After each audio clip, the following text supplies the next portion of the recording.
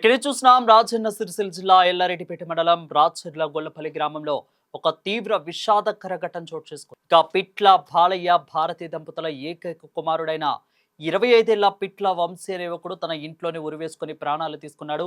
అయితే అతడు చనిపోయే ముందు రాసిన సూసైడ్ నోట్ ఇప్పుడు రాష్ట్ర వ్యాప్తంగా పెద్ద కలకలాన్ని రేపుతుంది. ఇక తన మరణానికి పీఎం మోదీనే కారణమని ఇట్లు భారతదేశ పౌరుడు వంశీ రాయల్ జై హింద్ అంటూ తన లేఖలో రాసి పెట్టడం తీవ్ర చర్చనీయాంశంగా మారింది. ఇక కుటుంబ పరిస్థితుల వల్ల ఇంటర్మీడియట్ తర్వాత చదువు మానేసిన వంశీ గత 6 ఏళ్లుగా పెయింటింగ్ పనులు చేస్తూ కుటుంబాన్ని పోషించుకుంటున్నాడు.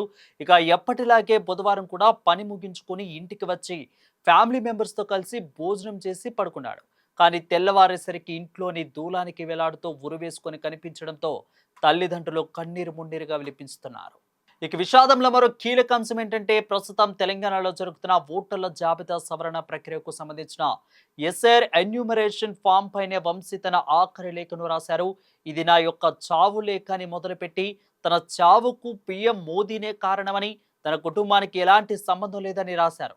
అలాగే తన మరణం తర్వాత తల్లిదండ్రులను కుటుంబ సభ్యులను ఎవరు ఇబ్బంది పెట్టొద్దని అందులో విజ్ఞప్తి చేశాడు వంశీ. ఇక ఢిల్లీలో విద్యార్థులపై జరుగుతున్న దమనకాండ నిరసనలపై చోటు చేసుకుంటున్న పరిణామాలను చూసి తీవ్ర ఆందోళనకు గురయ్యేన వంశీ ఈ దారుణ నిర్ణయం తీసుకున్నాడని పలువురు స్థానికులు నాయకులు ఆరోపిస్తున్నారు. ఇక సమాచారం అందుకున్న పోలీసులు స్పాట్ కు చేరుకుని మృతదేహాన్ని పోస్ట్మార్టం నిమిత్తం సిరిసిల్ల ప్రభుత్వ హాస్పిటల్ కు తరలించారు. ఘటనా స్థలంలో దొరికిన సూసైడ్ లెటర్ ను సీజ్ చేసిన పోలీసులు కేసు నమోదు చేసుకునే దర్యాప్తును మొదలుపెట్టారు.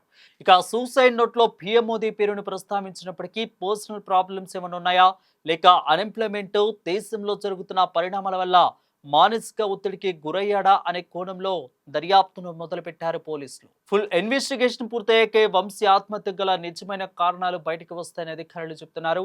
ఏకైక కుమారుని కోల్పోవడం రాచర్ల గొల్లపల్లి గ్రామంలో శోక సంద్రమలముకుంది.